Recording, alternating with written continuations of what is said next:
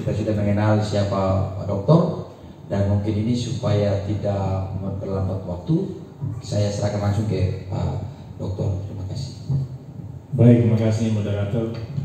Salam. Salam. Ketua daerah yang saya hormati, para pengurus daerah dan jajarannya, ketua-ketua wilayah, Bapak Ibu, para pendeta, gembala sidang yang berbahagia. Hari ini saya diminta oleh panitia untuk menyampaikan ceramah dengan judul Penata Layanan GKPMI dalam menjawab tantangan zaman, aspek internal maupun eksternal. Bapak Ibu sekalian, saya tidak sempat membuat materi karena waktu yang sangat mepet sekali.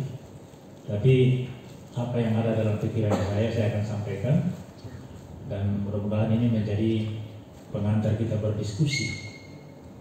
Karena saya tidak berpikir sendiri kalau bicara tentang penataan layanan gereja, itu semua berpikir. Bukan saya sendiri. Lebih-lebih adalah bapak-bapak dan ibu pendeta gembala sidang yang ada di garis depan pelayanan GKPMI. Kalau kita bicara tentang penata layanan, berarti kita bicara tentang tata kelola. Penata layanan GKPMI berarti kita bicara tentang tata kelola GKPMI. Seperti apa tata kelolanya? Dari mana kita mulai? Saya pikir gereja ini kita harus mulai dengan visi besar untuk dunia. Visi besar untuk dunia, untuk Indonesia, dan untuk daerah masing-masing. Kalau saya lihat visi besar daerah gereja untuk dunia adalah pertama Kalvari, yang kedua Pantekosta, dan yang ketiga misi. Ini yang adalah visi besar gereja kita untuk dunia. Jadi Kalvari, Pantekosta, dan misi bukan barang baru sebenarnya. Ini sejak lahir barang ini sudah ada. Apalagi bapak-bapak pendeta dan ibu pendeta gembala sidang berada di garda terdepan, di tengah-tengah masyarakat menghadapi dinamika pelayanan, di tengah-tengah perkembangan dan perubahan zaman. Tapi saya mau angkat dulu, kalau kita bicara tentang tata kelola, ada asas-asas umum tata kelola suatu organisasi yang ini dipakai di mana-mana. Saya lihat UNDP, unit bangunya juga pakai, LSM luar negeri juga pakai, pemerintahan government juga pakai, di mana-mana pakai barang ini. 4 hal yang selalu dikedepankan kalau kita bicara tata kelola suatu organisasi supaya bisa maju.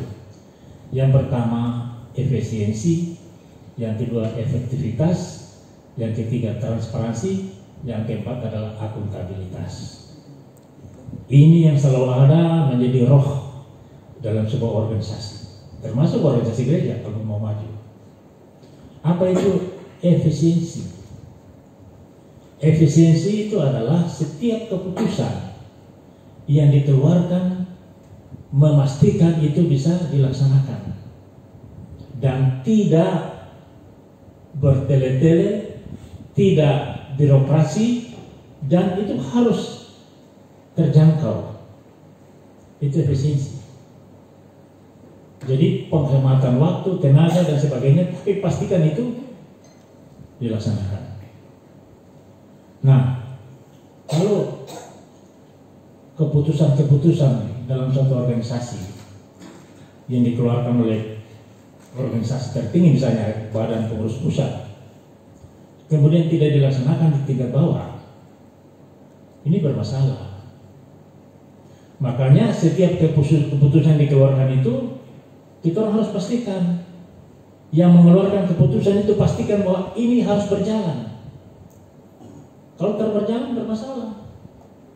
Ada keputusan yang ditantang dan sebagainya. Makanya arah keputusan itu pastikan itu tidak bertentangan dengan kemauan, kehendak daripada yang menerima keputusan itu.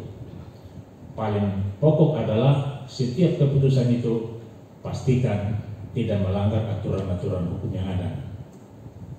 Dan ini kan semua warga negara kan taat hukum, termasuk hukum gereja. Kalau itu sudah dilaksanakan mulai mekanisme, aturan, hukum dasar, tata gereja, saya percaya dibawa akan jalan. Ini yang sementara ini menurut saya lihat, menurut pandangan saya ya, banyak keputusan-keputusan yang tidak berjalan dengan baik.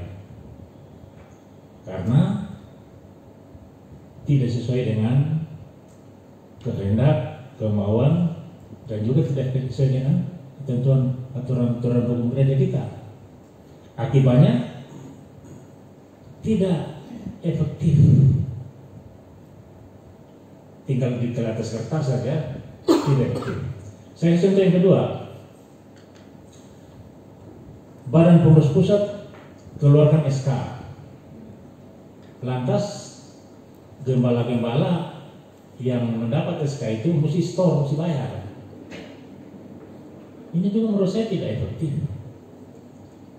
Lebih baik jangan bayar, mungkin anggaran itu digunakan untuk yang lain, kebutuhan gembala yang lain. Jadi keputusan-keputusan yang selalu ada tantangan itu tidak efektif. Kalau tidak efektif berarti organisasi tidak bisa berjalan dengan baik. Jadi efektivitas itu harus pastikan berjalan. Yang kedua, efisiensi. Apa itu efisiensi? Efisiensi itu maknanya adalah setiap keputusan yang dikeluarkan itu pastikan tidak memakan biaya yang banyak. Kalau memakan biaya yang banyak, pasti tidak akan jalan. Pastikan itu. Hemat. Jadi, yang contoh yang kedua tadi saya jelaskan itu. Kasih keluar SK untuk mutasi, tapi mesti bayar. Kan tidak efisiensi. Mungkin gembala-gembala sidang Bapak Ibu sekalian, mungkin anggaran itu bisa gunakan kebutuhan yang lain. Bayangkan kalau pihak SK di sana, transportasinya, ya, makannya, minatnya, kemudian kosnya untuk SK itu. Ini kalau tidak diperbaiki, menurut saya ini juga hambatan. Yang ketiga, transparansi, ada kejelasan. Orang akan terima keputusan itu kalau itu jelas. Tujuannya apa manfaatnya, apa kegunaannya, jelas. Jangan diam-diam kemudian SK timbul di sana, sini belum tahu. Itu jadi masalah juga. Jadi transparansi ini penting supaya apa? Tidak saling curiga. Kalau itu tidak transparan, aku curiga ini. Jangan-jangan ini mungkin ketua umum tersuka ke saya apa? Ataukah mungkin ini teman yang bikin panas-panas apa? Aku curiga. Jadi kejelasan itu harus dibuka. Organisasi yang tidak transparan itu cenderung organisasi yang tidak maju, tertutup kan? Jadi mesti terbuka. Baik itu di tingkat pusat, daerah, wilayah, jemaat terbuka. Bapak dan Ibu sendiri bisa rasakan di tingkat jemaat bagaimana? Duduk sama-sama, bicara sama-sama, rumuskan sama-sama, putuskan sama-sama. Beban apapun juga, saya pikir kalau dibicarakan pasti ada jalan keluar. Jadi transparansi, terbuka. Hitung sambunyi juga akan orang tahu ini telinga dengan telinga begitu dengar. Medsos begini dahsyat. Apa yang terjadi di luar negeri hari ini dapat tahu. Apa yang terjadi di Tibobo, Manado dapat tahu juga hari ini. Jadi transparansi adalah keterbukaan, kejelasan tentang setiap keputusan yang dikeluarkan. Kalau itu dibuka, dijelaskan, saya pikir orang akan terima. Orang ini hamba Tuhan kok. Dijelaskan dengan baik, maksudnya baik, tujuannya baik, pasti semua terima. Yang ketiga, yang keempat adalah akuntabilitas, pertanggungjawaban. Setiap keputusan yang dikeluarkan harus itu dapat dipertanggungjawabkan. Tugas-tugas panggilan pelayanan yang diemban semua harus dapat dipertanggungjawabkan. Mekanisme pertanggungjawaban saya pikir sudah jelas. Tingkat jemaat, pertanggungjawaban di jemaat, wilayah, pertanggungjawaban di wilayah, daerah di daerah, pusat di pusat.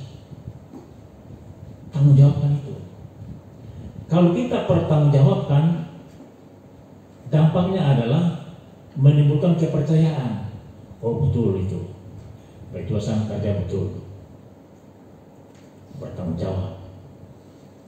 Jadi kemudian nanti berikut tetap ada kepercayaan. Kalau tidak ada kepercayaan, organisasi ini nanti tidak bisa jalan dengan baik. Jadi 4 hal ini menurut saya perlu ada dalam roh, sebagai roh dalam organisasi, termasuk organisasi gereja. Bapak dan Ibu belajar di mana-mana tentang manajemen, pasti 4 ini yang selalu dikedepankan.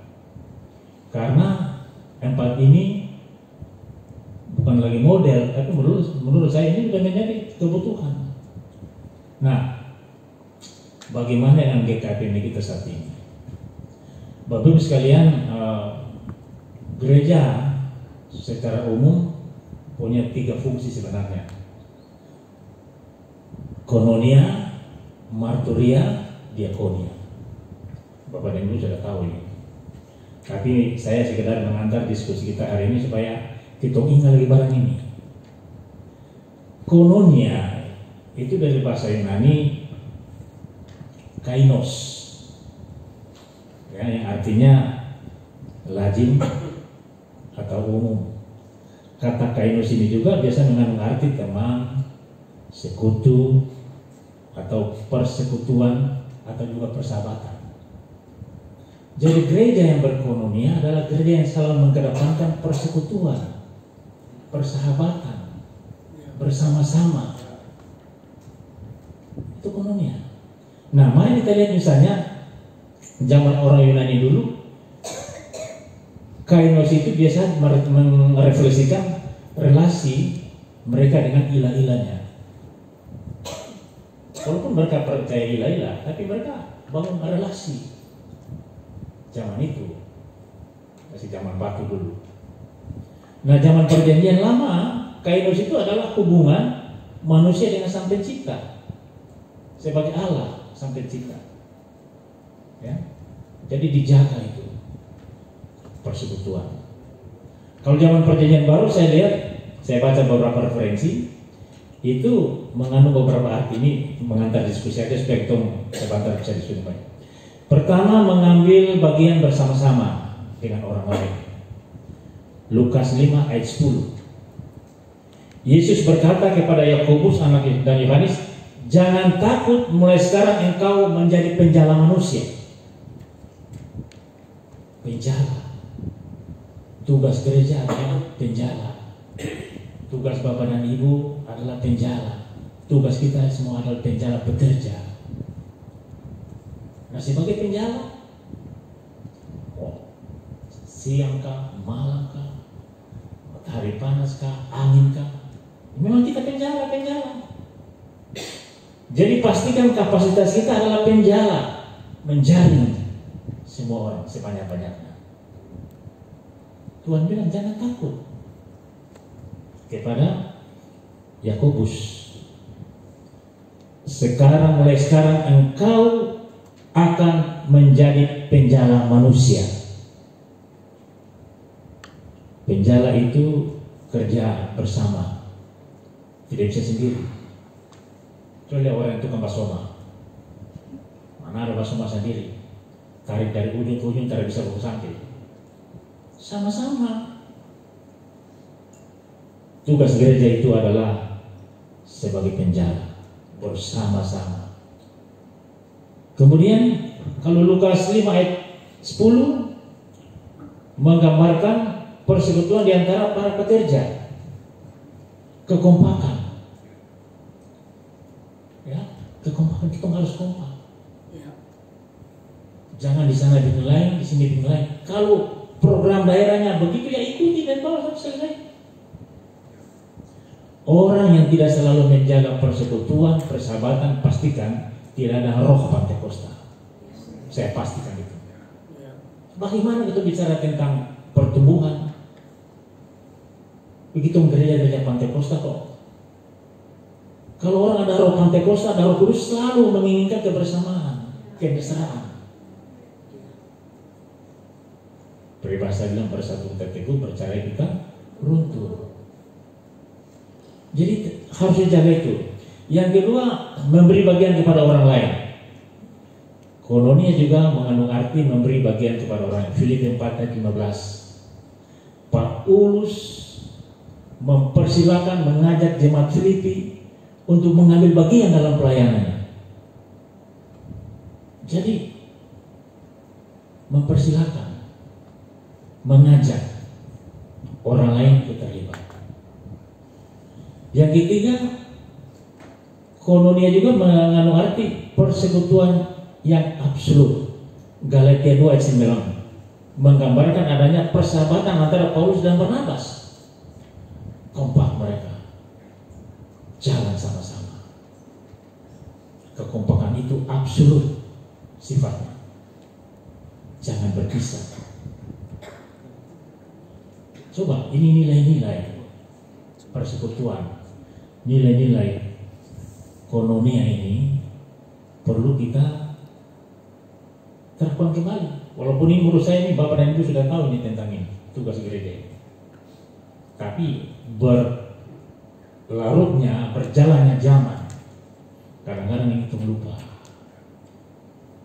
Jadi gereja yang berkoinonia adalah gereja yang mengedepankan persekutuan, persahabatan sama-sama. Saya kemarin lagi bicara ke depan ini, coba daerah ini cari tanah untuk membangun kantor. Bisa bangun, masa tidak bisa? Bikin program. Tahun ini kumpul dana beli tanah. Tahun depan rencanakan konstruksi bangunannya. Supaya di sana ada persekutuan. Saya bayangkan kalau daerah ini punya gedung sendiri, ada kantor daerahnya, ada wilayahnya, ada misinya, ada ruang doanya, ada perpustakaannya. Luar biasa Bapak Ibu sekalian. Jadi kita punya menara doa ini tidak hidup lagi. Sudah suam-suam. Ya mungkin gembala, Bapak Gembala, Ibu Gembala mungkin hanya rutinitas bangun hampir siang berdoa. Tetapi yang dimaksud dengan doa adalah doa tak putus-putus. Bapak Ibu sekalian, saya di Jakarta dulu pernah gereja di Insinyur Niko. Saya baca kesaksiannya luar biasa. Sekarang dia sudah 1.500 cabang. Apa yang terjadi? Menara doa yang disentuh itu di situ. Orang berdoa 24 jam ganti-ganti. Coba kita mulai bangun menara doa. Karena itu kekuatan kita. Kita gereja Pantekosta kalau doanya suam-suam harus bernyala-nyala seperti api. Amin, amin. Itu ciri khas Pantekosta. Tidak boleh suam-suam. Makanya persekutuan fellowship itu perlu supaya ke depan ini kita semakin baik. Ini tantangan sekarang ini, tantangan penuh persaingan. Era abad ini adalah era penuh persaingan, di mana-mana persaingan. Ekonomi persaingan, politik persaingan, pelayanan juga persaingan karena banyak gereja, banyak hamba Tuhan. Cuma saya percaya karakter kita sebagai karakter gereja yang berkalvari, berpentakosta, bermisi, itu orang akan menang. Kalau ini digalakkan kembali. Bapak Ibu sekalian, jadi koinonia berfungsi menjaga persekutuan yang absolut. Persekutuan yang absolut yang sama model yang persahabatan antara Silas dengan Saulus, Barnabas dengan Saulus. Menderita sama-sama, mati sama-sama. Jangan saling lagi baku mengejek, saling mengesampingkan, tapi kita mau rangkul. Coba daerah GKPMI Sulawesi Utara jadi contoh. Habis ini coba bentuk panitia, SK-kan itu cari dana untuk bangun kantor. Bisa. Tadi saya ke kantor Bupati di Minut, ada urusan. Saya lihat kantor pusat gereja Advent berdiri di situ. Saya ingat alangkah indahnya kalau tong ini juga itu begitu ada. Saya bilang bisa kalau kita orang sama-sama. Kalau tong saling satu jalan ke satu jalan utara ke selatan, ini barangnya akan terjadi.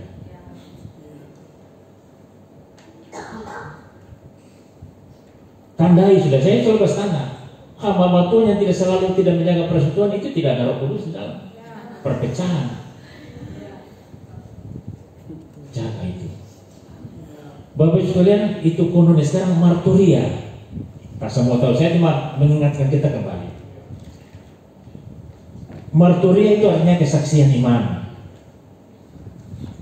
Bahasa Arab itu martir. Ya. Dalam kitab banyak rasul yang martir karena bersaksi. Di saat ini, zaman ini jarang pendeta yang martir. Tapi mudah-mudahan ke depan ada yang martir. Kita orang harus jadi martir. Orang bilang sama saya mati syahid. Saya ingat waktu kerusuhan terjadi di Maluku Utara, kita merasakan setelah kerusuhan luar biasa persekutuan kita. Mandiri, naik kapal berdoa, naik kelapa berdoa, kebun berdoa, semua berdoa. Amin. Tidak ada yang tidak berdoa. Tapi sekarang ini semuanya hilang barang dia. Ciri-ciri orang yang martir itu adalah selalu berdoa, mengandalkan doa. Bapak-Ibu sekalian, ini saya pikir sudah tahu, Bapak Ibu sudah tahu. Saya hanya mau diskusi dan mengingatkan kembali. Diakonia itu dari bahasa Yunani diakoni, yang berarti pelayan meja. Jadi Bapak dan Ibu kita ini pelayan semua. Ya pelayan meja, tunggu orang makan untuk kasih bersih, gitu. Ya. Rendah tapi memiliki arti yang tinggi. Jadi kita orang adalah pelayan meja semua. Kasih bersih kotor dan sebagainya. Begitu sudah. Rendah tapi martabat kita tinggi. Amin. Jangan anggap bahwa gembala sidang, Bapak dan Ibu pendeta itu punya martabat rendah, tidak. Berharga menurut saya. Amen. Berarti ya itu untuk bersih meja. Ini dari arti maknanya. Jadi kononia, marturia, diakonia itu sebenarnya hal yang umum. Nah, saya mau kolaborasi dengan 3 pilar. Sebenarnya tugas gereja yang saya jelaskan tadi, yang itu semua tahu, ada di kita ini.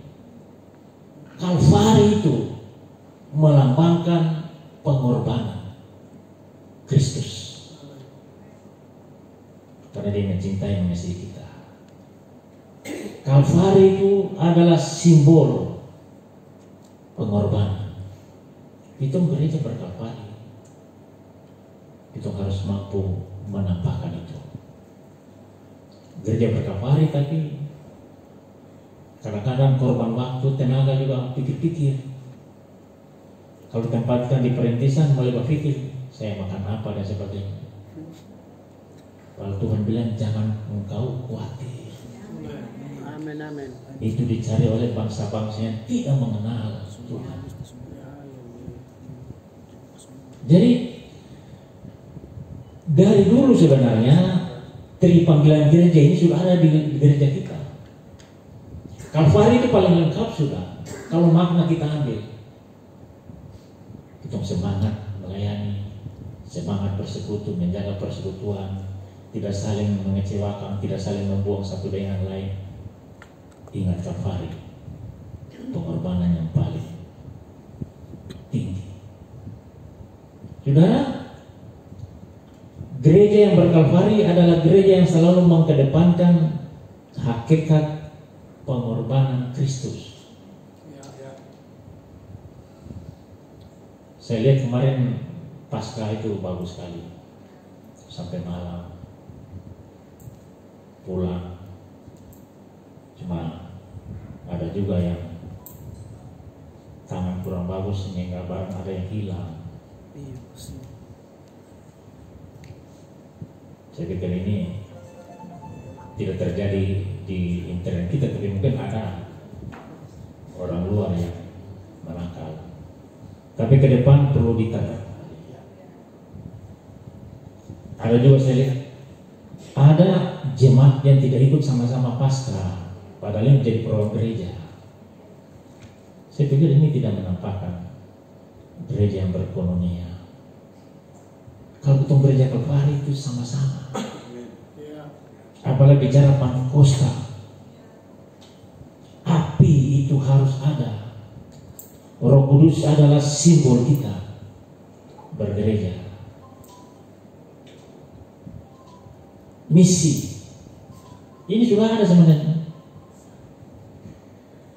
Ini hari ini saya lihat orang tua kita Pak Pendeta Damar ada memasuki purna bakti, ya. Beliau ini banyak membuka perintisan-perintisan. Artinya yang Tung bicara tadi beliau sudah lakukan ini. Koinonia, marturia, diakonia, Kalvari, Pentakosta, misi, dorang ini sudah lakukan.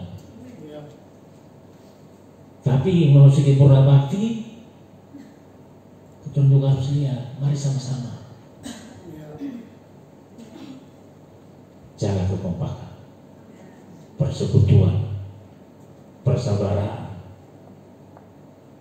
Gereja kita ini ke depan akan semakin maju kalau kita bersama-sama menjaga kekompakan, persekutuan, persaudaraan untuk melayani. Itu paling baik. Jadi memasuki usia yang ke-70 tahun ini kan 70 tahun ya. GKP ini bulan Maret kemarin. Saya pikir perlu ada paradigma baru yang menggelorakan kembali, mendorong kembali Bapak dan Ibu dan saya untuk kita menatap masa depan bersama. Apa paradigmanya? Paradigma dari sisi tata kelolanya itu merubah. Setiap keputusan yang dikeluarkan pastikan ada efektivitas nilainya, efisiensi nilainya, ada transparansi nilainya, ada akuntabilitas nilainya, supaya berjalan. Masa organisasi-organisasi yang lain bisa maju, tentu tak bisa. Pasti bisa. Hilangkan semua kepentingan di belakang. Kepentingan kita satu, melayani Tuhan. Saya Pak Ketua Daerah ada, Pak Pendeta Damar itu untuk kita juga. Ya, jadi contoh. Kalau Badan Pengurus Pusat tidak pikir, mari kita pikir sudah. Kemudian yang kedua, saya juga usul Pak Ketua Daerah, habis ini bikin panitia, kita mencari dana untuk beli tanah. Amin.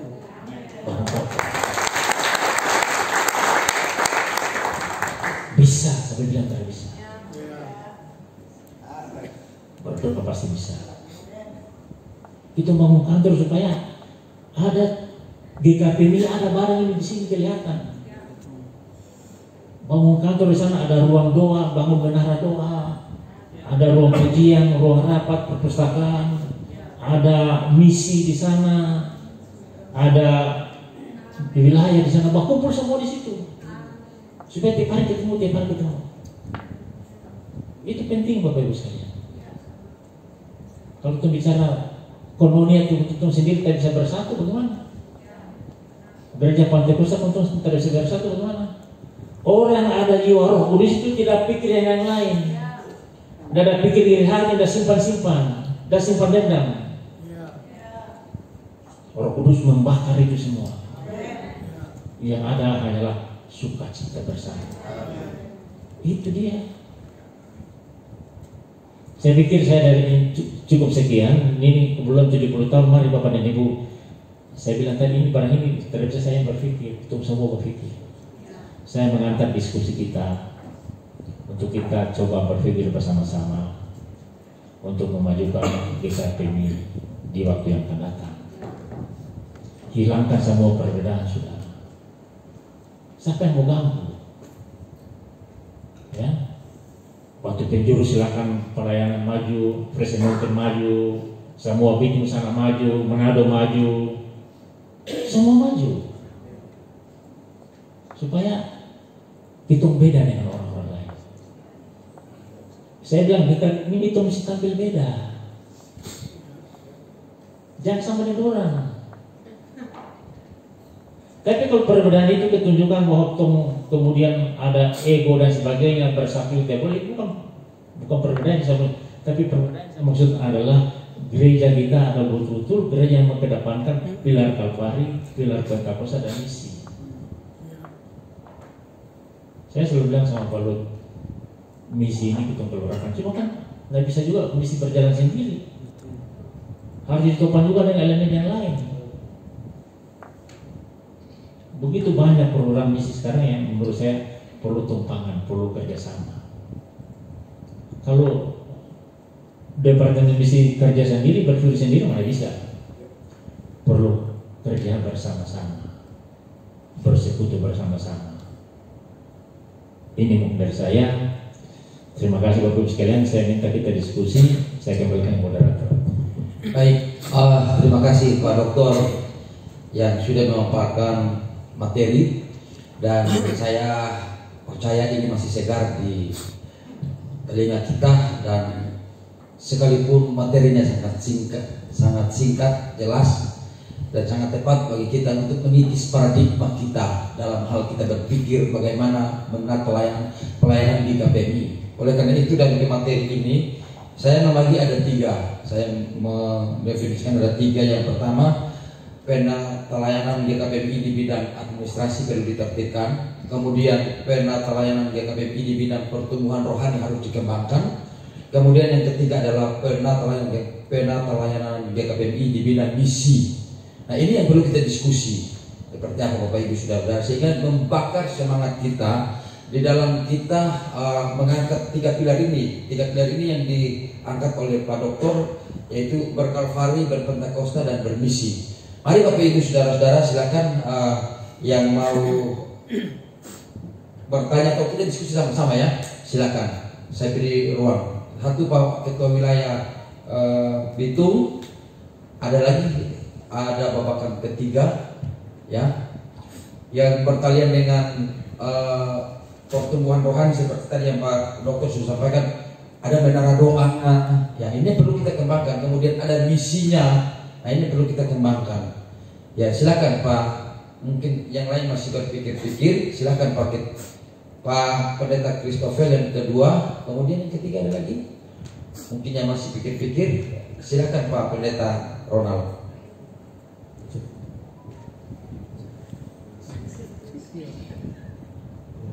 Terima kasih untuk kesempatan.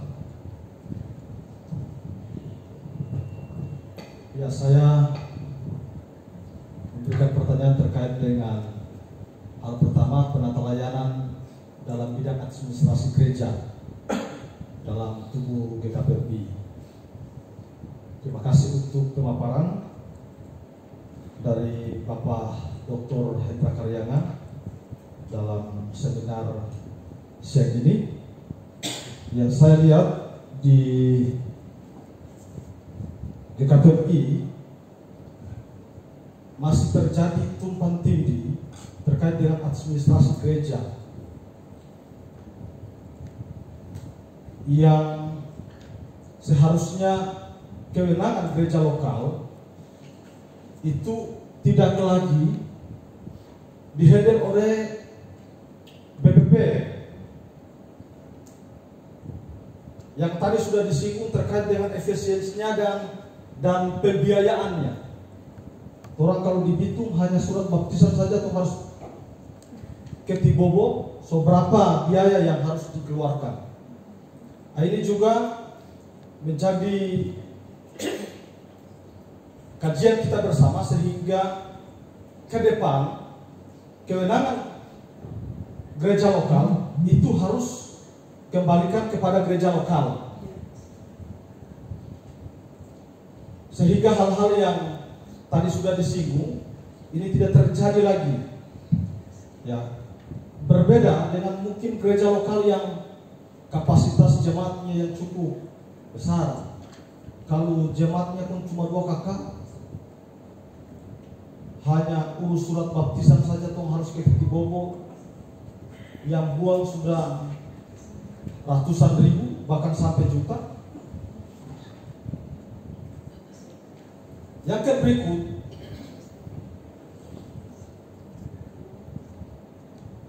ketika kami tadi dari Bitung, ini gereja yang baru nanti akan diresmikan, tetapi mereka terkendala dengan administrasi, SK pendirian dengan SK penempatan gembala. Sudah ada proses berapa lama mau disampaikan ke wilayah dan daerah, tapi sampai hari ini ya Moni belum terima. Ini juga yang harus kita pikirkan sehingga hal-hal yang demikian, hal-hal yang seperti ini itu tidak molor waktu, makan waktu. Nantinya orang yang so naik pesawat, orang masih yang sepeda pinjam. Nah, jadi hal ini menjadi rujukan daerah sehingga harus dipilah kewenangan BPP pusat, kewenangan daerah, wilayah-wilayah, gereja lokal. Seperti yang tadi saya sampaikan bahwa ini tidak menjadi tumpang tindih. Dari efisiennya berjalan waktu yang normal, tidak terburu-buru waktu. Jadi mungkin itu dari saya, ya dikembalikan kepada meja pimpinan. Terima kasih. Ya, penanya yang kedua silakan Pak Pendeta Kris.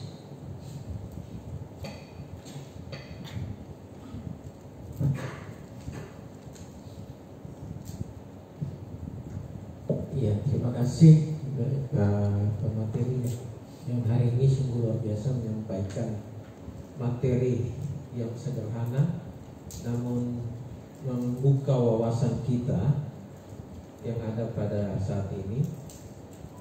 Pada intinya kalau saya bisa coba memahami apa yang disampaikan, pada intinya untuk penata layanan GKPMI dalam menjawab tantangan zaman secara internal dan eksternal ini, itu perlu ada sebuah keinginan yang kuat, ya, dari kita semua. Seperti yang tadi disampaikan, apa yang disampaikan oleh pemateri ini sangat luar biasa buat saya, karena menyangkut efisiensi, transparansi, akuntabilitas, kemudian masuk kepada tiga sifat gereja tadi, dan dikaitkan dengan 3 pilar GKPMI, ini sangat berkaitan. Dan bagi saya hari ini, mari kita mau tangkap sebuah pemikiran yang baru di usia yang ke-70 tahun ini. Mari kita mulai membangun sebuah paradigma yang baru, ya, dengan tidak terlalu menyalahkan masa lalu kita, ya. Tapi mari kita melihat segala kekurangan-kekurangan yang ada itu diperbaiki, bukan dipertentangkan, ya. Karena saya melihat setiap kali ada Rakerda, ada Musda, ada Munas, ada Muskelwil, ada Muswil, itu kita bukan mencari solusi, tetapi kita mencari sebuah pertentangan. Artinya kita seperti tadi Pak Penasehat katakan, mari kita jangan saling menyalahkan lah, tapi mari kita memperbaiki. Nah, seperti apa yang disampaikan tadi, dan hari ini saya sungguh bangga sekali dengan kita punya senior yaitu Pak Pendeta Damar, ya, di dalam segala keterbatasan, ya, beliau bisa menembus angka 16 sidang perintisan. Itu sesuatu yang luar biasa, ya, itu bukan main-main. Itu yang membuat beliau berhasil. Seperti tadi sudah disinggung oleh pembicara tadi, ada nilai pengorbanannya, itu kalvarinya itu ada, ya, pengorbanan, ya, yang siap dibenturkan dengan apa saja. Tadi dia dikatakan koinonia, ya, koinonia, ya. Kita harus siap menjadi martir. Martir artinya apa? Mau dibenturkan, mau membuat sebuah breakthrough, ya, sebuah terobosan baru. Sebab kalau pada mana tahu itu istilah breakthrough, ya, kita sekarang ini banyak istilah yang kita sudah tahu, tapi kita tidak bisa buat apa-apa karena nilai pengorbanan itu sudah mulai kurang di dalam kita berdiri. Kita menuntut orang lain, mari kasih, tapi kita nggak mau kasih. Bagaimana keinginan penasehat? Ayo kita sama-sama dalam satu persekutuan, angkat beban, ambil beban. Kita pikirkan bersama bagaimana sebuah kantor daerah bisa dibangun di sini. Kalau nilai pengorbanan tidak ada lagi, berkurang dalam diri kita masing-masing, tidak akan jadi. Jadi materi hari ini walaupun sederhana, tapi memberi makna yang dalam. Saya ingin saudara, kalau bicara pengorbanan, artinya kita tinggalkan semua kepentingan. Artinya kita mau berkorban, mengurangi apa yang menjadi kebutuhan kita kurangi. Tapi kita melihat kebutuhan yang lebih besar apa? Organisasi ini. Ayo, ya, untuk bisa membangun komunikasi yang luar biasa, saudara, ada pengorbanan. Saudara bisa buka FB, saudara bisa buka WhatsApp, bisa buka Twitter, bisa buka apalagi Instagram. Harus ada pengorbanan. 100.000 untuk apa? Untuk pulsa data. Tanpa pengorbanan 100.000, saudara tidak bisa tahu dunia sosmed. Bagaimana saudara bisa membuka 100.000? Artinya saudara harus bisa mengurangi kebutuhan-kebutuhan saudara yang ada supaya 100.000 itu bisa kebeli. Mari kita bangun nilai pengorbanan. Nilai pengorbanan disertai dengan api Pantekosta tadi. Pak Penasehat bilang, maka misi jalan. Marturia, diakonia, ini semua butuh pengorbanan, saudara. Jadi bagi saya, untuk membenahi GKPMI ke depan, apa yang sudah disampaikan tadi, efisiensi harus, artinya setiap keputusan yang kita buat harus dipastikan itu jalan, begitu ya Pak? Harus dipastikan jalan, mulai dari pusat sampai daerah.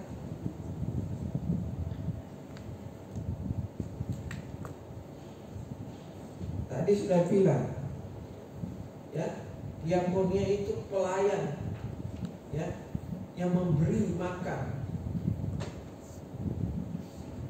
yang melayani. Artinya apa, saudara? Chris, konkret aja. Ya, jadi bagi saya apa yang sudah disampaikan oleh Pak pembicara, Pak penasehat, mari kita mulai membuka pikiran kita supaya unsur-unsur gereja tadi dan 3 pilar tadi kita jalankan bersama-sama, ya. Jangan pernah menjauhkan diri dari perhimpunan orang percaya, itu juga Alkitab bilang, ya, supaya kita tidak terseret oleh kemaksiatan dunia ini. Terima kasih. Baik, Pak Dokter, ada 2 pertanyaan dari Pendeta Ronald. Yang pertama adalah di KPMI masih di KPMI ini masih terjadi tumpang tindih di dalam administrasi. Kewenangan gereja lokal diambil alih oleh BPP, ya. Dan kemudian untuk mempercepatkan pembukaan jemaat baru, nah ini perlu ada semacam kontribusi dari BPP. Kemudian dari Pak Pendeta Kelis, GKPMI dalam usia yang ke-70 tahun ini perlu memikirkan sesuatu yang lebih luas lagi. Mungkin itu Pak Dokter. Terima kasih. Baik. Jadi Pak Ketua Wilayah Bitung, tumpang tindih administrasi pelayanan gereja. Ini Pak Lut ada sebagai sekretaris tim amandemen, saya ketua. Mudah-mudahan hari ini Pak Lut bisa ditangkap ini. Jadi kewenangan administrasi gereja itu kan berjenjang. Ada jemaat, ada wilayah, ada daerah, ada BPD. Jadi apa yang menjadi ruang lingkup kewenangan jemaat, silakan laksanakan. Cuma tadi yang diangkat oleh ketua wilayah adalah contoh misalnya surat baptisan. Surat baptisan ini saya kurang tahu. Yang lalu saya itu kan sentralisasi. Apakah sekarang masih bisa sentralisasi? Tapi biasa kan jemaat ya. Kalau baptisan kan 3 jemaat saja. Apakah perlu mengetahui BPP? Kalau perlu mengetahui BPP, ini perlu dipikirkan nanti dalam amandemen anggaran dasar rumah tangga. Sebab kalau nanti semacam baptisan saja, surat baptisan, mesti ketua umum tanda tangan, bukan main pakai birokrasi itu. Dari Bitung ke Tibobo balik Bitung, ongkos berapa? Sementara surat baptisan itu kan administrasi gereja yang diperlukan, anak sekolah dan sebagainya, bikin akte dan sebagainya kan dibutuhkan itu. Jadi kalau sampai masih ada seperti itu, maka nanti dipikirkan dalam amandemen anggaran dasar rumah tangga bahwa itu dilimpahkan menjadi kewenangan jemaat. Kalau toh ada perlu mengetahui, paling tinggi itu wilayah sudah. Yang kedua tentang pembukaan jemaat baru. Saya pikir untuk supaya menjaga efisiensi dan efektivitas, ada baiknya di anggaran dasar nanti belum coba rumuskan, BPP melimpahkan ke daerah saja, supaya tindakannya cepat. Karena daerah lebih tahu wilayahnya. Pasti daerah akan berkoordinasi dengan wilayah dan jemaat. Tidak usah lagi ke BPP. Nanti BPP itu kalau lintas instansi.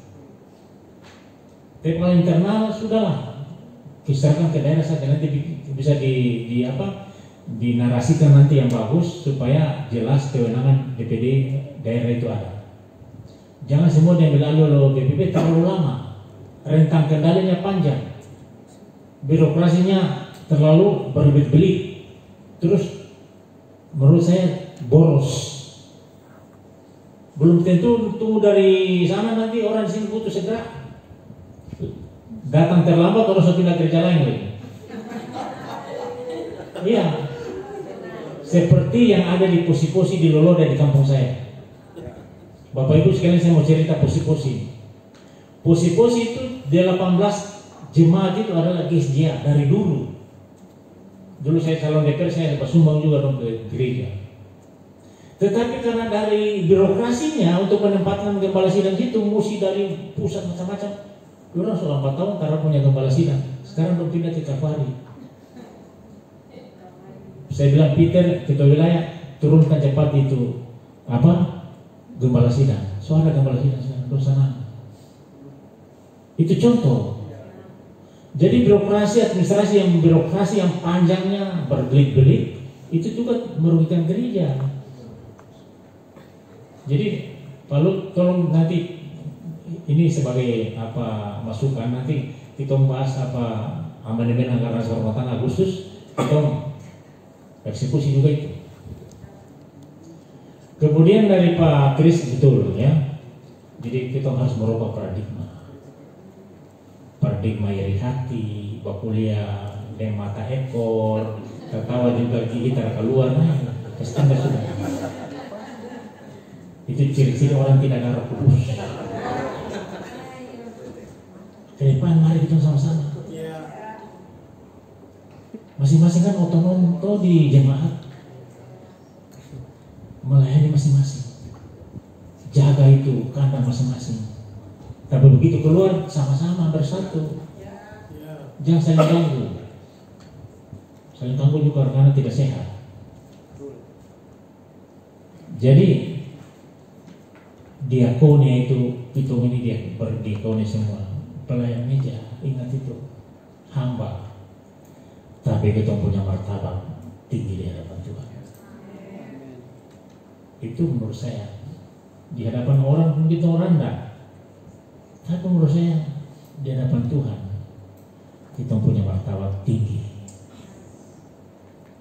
Jadi Pak Ketua Daerah ini masukan habis rapat ini bikin keputusan sudah.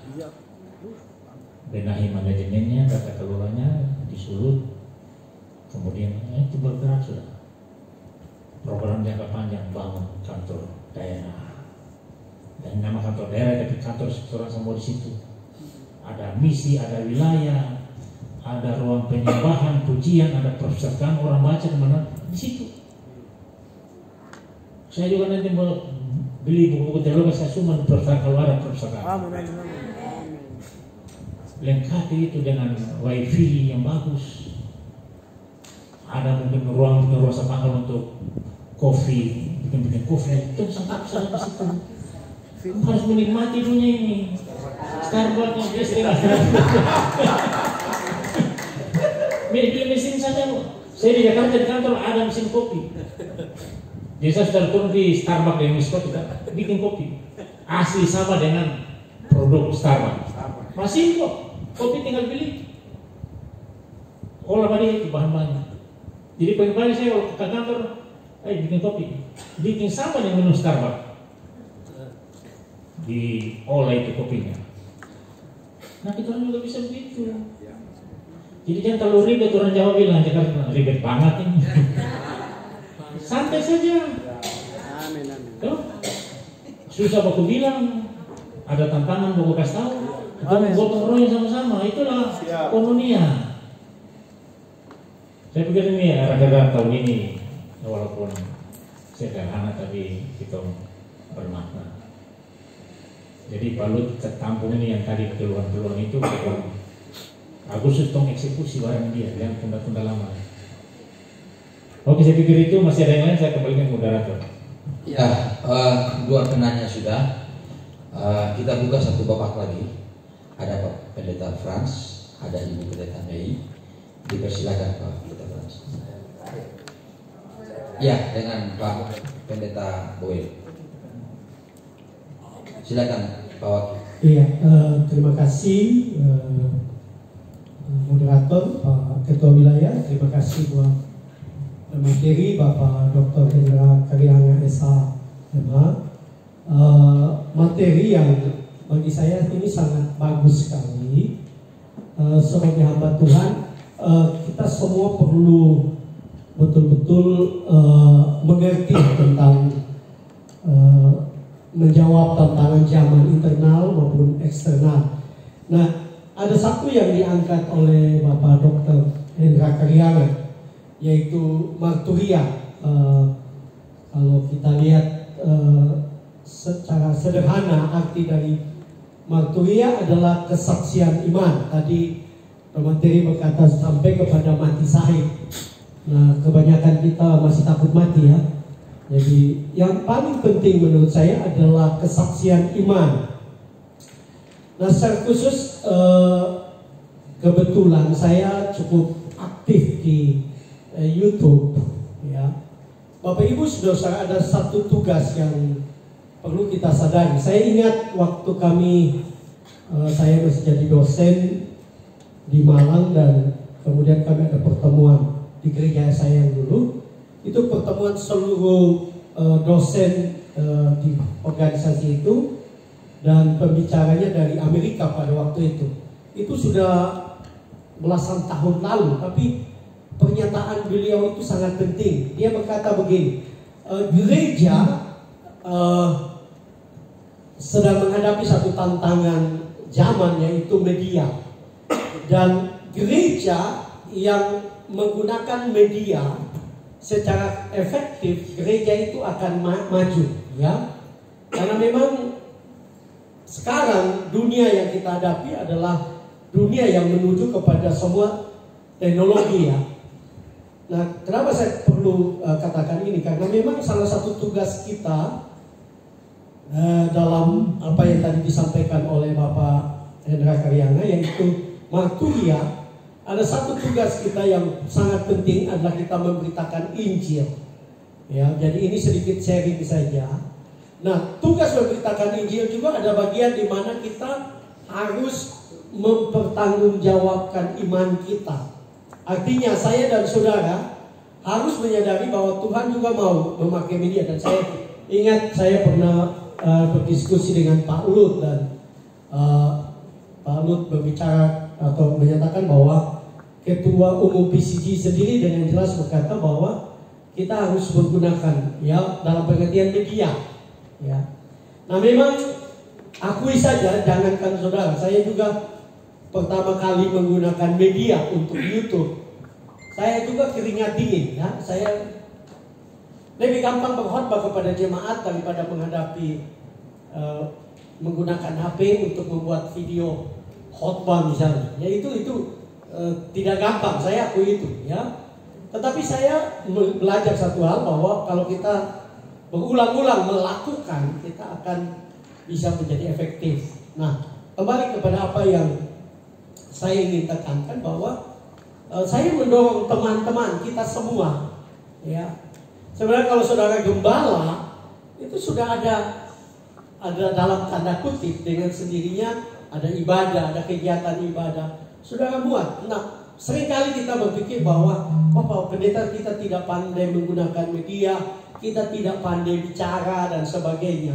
Saya coba untuk memperhatikan YouTuber yang teman-teman saya itu banyak yang dari daerah-daerah, tapi mereka berani. Nah, kenapa saya ingin sampaikan ini? Saya mendorong, mari saudara gunakan handphone saudara saja, dan itu adalah pemberitaan Injil ya. Kita bisa memberitakan Injil lewat media. Dan jangan berpikir siapa mau dengar saya khotbah, saya mungkin saya tidak pandai dan sebagainya. Saudara, saya coba untuk memperhatikan ya. Saya coba untuk memperhatikan. Saya melihat ada lagu-lagu rohani yang tiap kali kan di situ bisa memberi komentar. Mereka berkata, kami agama lain, dan mereka jujur, kami agama Muslim, tapi kami sangat diberkati dengan pujian ini. Kami Muslim, berulang-ulang banyak yang membuat. Saya pikir ini adalah pintu yang Tuhan bukakan bagi kita semua. Ya, karena saudara tidak perlu takut dilempari batu, saudara tidak perlu takut diusir. Media menjadi alat untuk kita, yang tadi Pak Dr. Hendra Karyangan katakan, kesaksian iman kita. Jadi kita memberitakan Injil. ya. Nah, kenapa saya bilang begitu? Karena ini satu contoh. Saya sendiri suka merekam, atau kalau saya ada dalam pelayanan dari Pak Dr. Hendra Karyana, SMA, saya ambil sudah, dan saya tahu bahwa pasti ada banyak orang yang menonton, bahkan mereka yang mungkin tidak seiman dengan kita. Injil sudah disampaikan. Karena itu saya mendorong saudara mulai, ya ini ada anak-anak muda, pendeta-pendeta muda, sebenarnya yang tua pun juga boleh, ya. Saudara bisa minta tolong mungkin jemaat yang muda untuk mulai bikin channel, mulai, ya. Jadi khotbah saudara itu bisa menjadi berkat besar bagi banyak orang. Nah, kenapa saudara? Memang seringkali kita mungkin berpikir apa sih yang kita dapatkan dari situ. Saya jujur saudara, sampai sekarang pun saya tidak dapatkan apa-apa, ya, belum, dalam tanda kutip, ya, karena memang itu proses, ya, cukup panjang, ya. Tetapi bagi saya intinya adalah Injil diberitakan, firman Tuhan disampaikan, ya. Bahkan saya melihat satu hal yang luar biasa di media ini adalah, kalaupun Tuhan memanggil kita, khotbah-khotbah kita masih terus orang dengar, Injil masih terus diberitakan. Jadi ini hanya sedikit masukan, sebenarnya tidak ada pertanyaan, tapi sharing saja. Saya mendorong kita semua, mari kita gunakan media untuk pemberitaan ini. Ingat tadi saya mulai dengan seorang pembicara PhD dari Amerika, dia berkata, gereja yang menguasai dunia media, gereja itu akan memenangkan banyak orang bagi Tuhan. Mari, saya mendorong kita semua, hamba-hamba Tuhan, rekan-rekan hamba Tuhan yang ada di Sulawesi Utara, gunakan media untuk pemberitaan ini. Karena ada banyak orang yang ingin atau rindu mendengarkan kabar baik, dan ini adalah alat Tuhan, karena tidak ada lagi tembok, ya, tidak ada lagi tembok yang menghalangi untuk orang mendengarkan Injil lewat media. Ya, kita, ya, saya pikir itu saja. Terima kasih. Tuhan berkati, ya. Lanjut, Ibu Pendeta Mei. Oke, terima kasih buat kesempatan yang diberikan. Saya singkat saja bertanya, ada dua. Yang pertama tentang transparansi. Ya, di situ kan adanya kejelasan atau keterbukaan supaya tidak ada saling curiga. Ya, betul ya Bapak. Nah, yang kedua menyangkut tentang pertumbuhan rohani. Kalau berbicara pertumbuhan rohani pasti juga menyangkut tentang misi. Ya, jadi saya cuma tanya, kalau kita melihat di organisasi Kalvari, cukup banyak polemik yang terjadi. Nah, termasuk di grup-grup kita yang ada itu sekali bagi, saya mungkin jarang komennya. Tapi yang saya lihat satu, mungkin untuk transparansi, kita perlu belajar yang namanya etika berbicara. Ya, karena perkataan ini dapat membunuh perasaan seseorang. Ya, bagaimana ada keterbukaan? Kalau sebelum ada keterbukaan, awalnya sudah terjadi saling menyakiti. Ya, mungkin PR buat kita semua untuk lebih lagi menggunakan kata-kata yang berhikmat, kata-kata yang bijaksana, supaya itu terjadi itu transparansi. Bagaimana orang mau transparan sementara sudah terjadi saling menyakiti? Jadi bagaimana cara organisasi yang cukup besar ini untuk menyikapi hal ini supaya tidak lagi saling curiga satu dengan yang lain. Kemudian yang kedua, pertumbuhan rohani pasti menyangkut tentang perasaan, kehendak dan kemauan. Nah, kalau rohani yang bertumbuh, pasti dia dapat melakukan misi secara benar. Ya, bagaimana caranya supaya hal ini melalui apa yang saya tanya tadi, ucapan, itu pasti akan berhubungan dengan pertumbuhan rohani juga. Saya pelayanan perintisan GKPM mereka, saya yang bergantung dengan namanya keajaiban. Saya selalu percaya bahwa keajaiban Tuhan selalu ada. Makanya pelayanan itu selalu bertumbuh, bukan karena saya bergantung kepada Tuhan sepenuhnya. Jadi PR buat kita semua, mungkin orang belajar untuk beretika berbicara supaya tidak ada lagi yang saling tersakiti. Itu saja, Tuhan Yesus berkati. Ya, baik. Lanjut saya ke Pak Kakak Pendeta Will, silakan. Cek.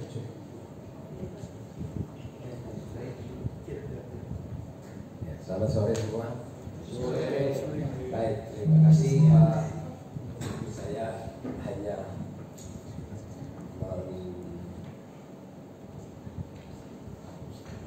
menerima sebuah pencerahan yang baik buat kita. Saya ingin seperti yang dikatakan oleh narasumber kita hadir pada hari ini. Mari kita diskusi apa yang kita hadapi, apa yang kita alami hari-hari ini. Karena saya lihat bahwa semua kita di dalam pelayanan ini punya pengalaman-pengalaman masing-masing. Tapi tentunya pengalaman itu tidak bisa harus saling tabrak-menabrak satu dengan yang lain. Kenapa yang saya perhatikan bahwa apa yang kita bangun hari ini, Gereja Kalvari ini sampai hari ini, Bapak Ibu sadar atau tidak, kalau berbicara mengenai kebersamaan, kita nggak ada kebersamaan sama sekali. Itu yang pertama. Kenapa saya bilang demikian? Ini harus memiliki sebuah kesadaran untuk kita bangun diri kita masing-masing. Bahwa saya ini tidak bisa berdiri sendiri. Itu yang pertama. Saya tidak bisa berdiri sendiri, artinya saya ini adalah bagian dari keseluruhan. Karena tangan tidak mungkin melakukan tangannya sendiri, dia butuh kaki. Nah, ini kesadaran ini dulu yang harus kita bangun. Kebersamaan itu susah. Hari ini Pak, Gereja Kalvari saya alami karena saya sebagai kepala sidang. Sampai bahasa kasar, nggak mampus sendiri. Saya tidak mau tahu. Padahal dalam pertemuan-pertemuan ini, topik-topik ini sering dibicarakan. Tapi saya tidak mau peduli datanya dalam apa, ya, saya nggak mau pusing. Nah ini makanya saya bilang mari kita bangun sebuah kesadaran dulu. Penting itu sebuah kesadaran, pemahaman tentang hal ini. Mau ribu kali ini narasumber mau sampaikan ulang-ulang, tapi realitasnya orang tidak jalankan. Oleh karena itu saya bilang mari bukan hanya teori, tapi mari kau periksa punya diri masing-masing. Apakah yang saya sampaikan ini terjadi dalam diri saya atau tidak? Saya merasakan itu Pak. Kebersamaan tidak ada. Lur-lur di HP, berapa sampai di jemaat maju. Ini yang terjadi.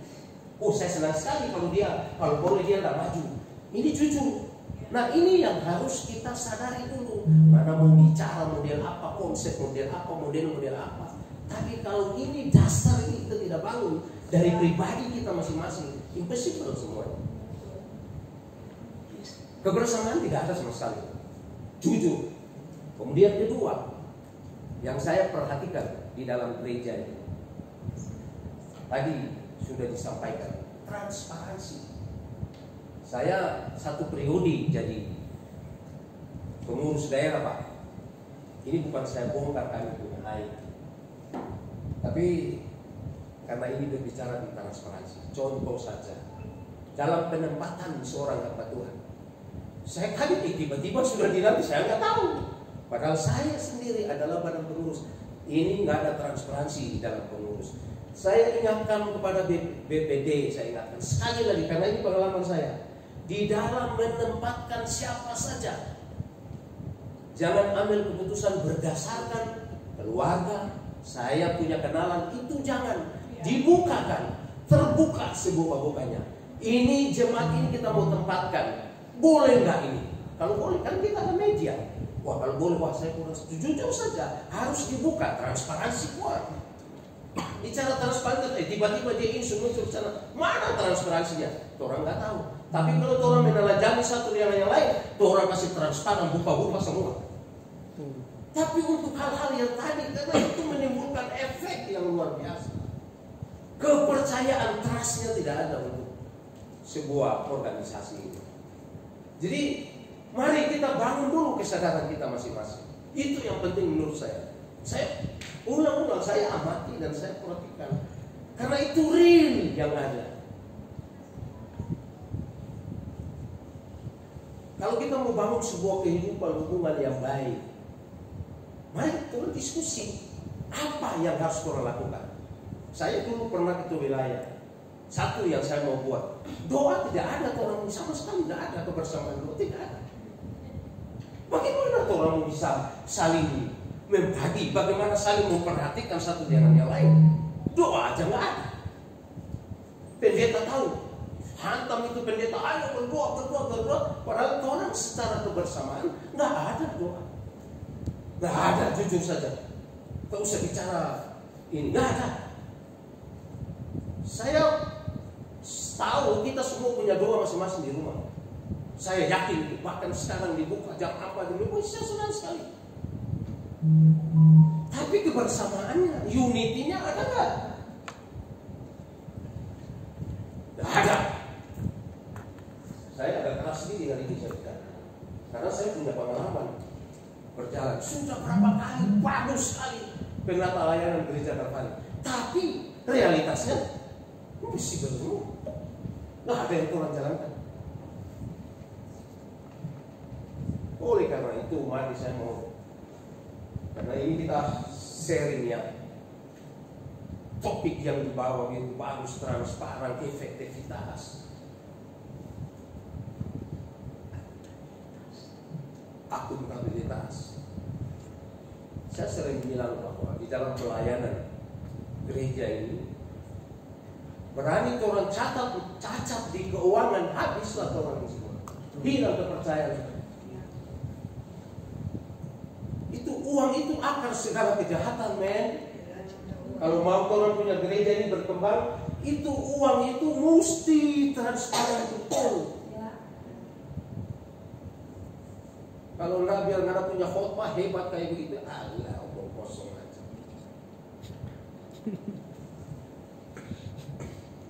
Jadi berbicara transparansi untuk mau membangun kepercayaan jemaat maupun orang lain, keuangan kita itu harus benar-benar. Saya dulu coba bangun itu dalam wilayah, saya sebarkan semua itu. Ayo isi setiap ibadah isi.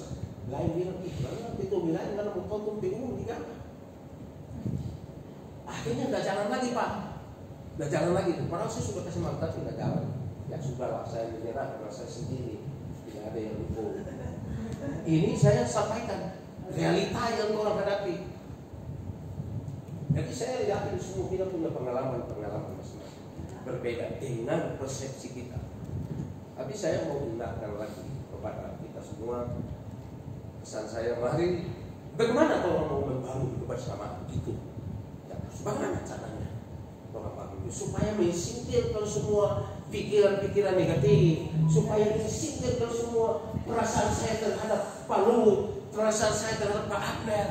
Ketika orang bangun kebersamaan itu, maka itu akan dengan sendirinya menyingkirkan semua pikiran-pikiran negatif, sehingga orang terbuka satu dengan yang lain, orang akan terbangun sebuah kehidupan kebersamaan yang luar biasa. Menurut saya 1 bulan sekali kalau ketemu, enggak, itu sudah basi itu. Saya lihat semua gereja-gereja itu rutin sekali mereka punya pertemuan solid, bagus. Walaupun di dalam juga ada masalah, tapi ketika kita lihat wah kompak sekali, seperti yang dijabarkan tadi, maka akan kelihatan kekuatannya, powernya itu ada. Walaupun kecil, tapi ketika powernya luar biasa mereka. Karena tercipta sebuah kebersamaan. Jadi pertama, kebersamaan. Bagaimana cara orang membangun sebuah kebersamaan? Itu penting. Kemudian yang kedua tadi, transparansi. Transparansi dalam hal apa? Transparansi dalam hal keuangan orang. Saya kasih perpuluhan, Ibu Bendahara, tanya ini sudah sudah.